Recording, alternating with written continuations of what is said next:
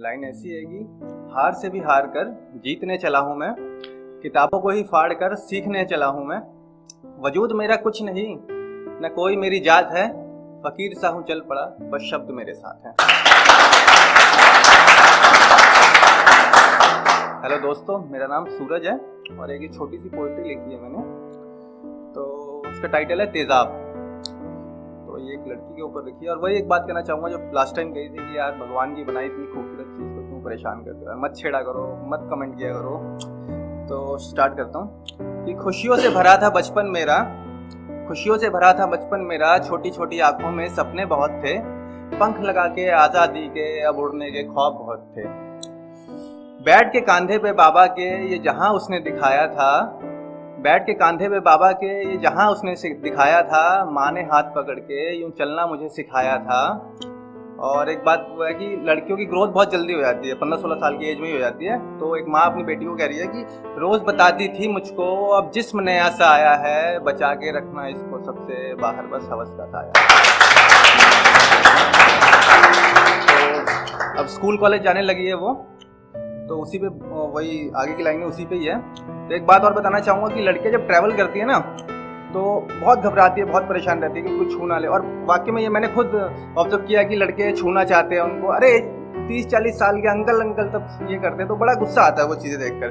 तो वो कह रही है कि बस मेट्रो गली चौराहा, बस मेट्रो गली चौराहा, हर जगह जिस्म के भूखे बैठे हैं, मालबंदी क्या चीज़ जा रही है, पीछे से बस बातें गंदी कहते हैं। तो जब लड़की ट्रैवल करती है ना तो सोचती है कि मैं घर कितनी जल्दी पहुंचूंगी, क्योंकि घर से सेफ जगह उसके लिए कुछ है ही नहीं।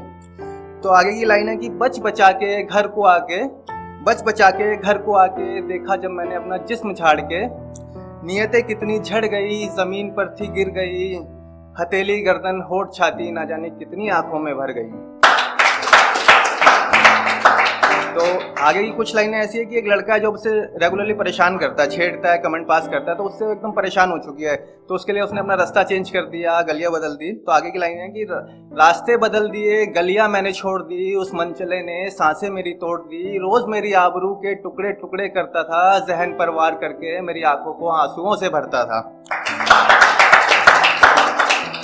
जबरदस्ती का हक जता के मुझ पे अपना जोर दिखा के, जबरदस्ती का हक जता के मुझ पे अपना जोर दिखा के कहता था मुझको, मेरी ना हुई तो किसी की ना होने दूंगा, तेरी इस प्यारी सी दुनिया को नर्क बना दूंगा।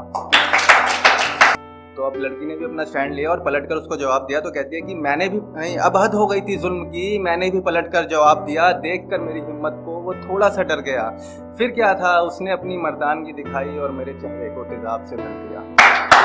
मैं गिर गई ज़मीन पर, चीखें मेरी निकल गई, देखकर मुझको एक भीड़ सी थी जम गई, तमाशा देखने वाले हजार थे, सहारा देने वाला ना कोई, किसी ने खींची फ़ोटो तो किसी ने वीडियो बनाई, अब इस जले हुए चेहरे की किसी को कदर नहीं, वो अभी भी आज़ाद घूम रहा है, उसको किसी का डर नहीं।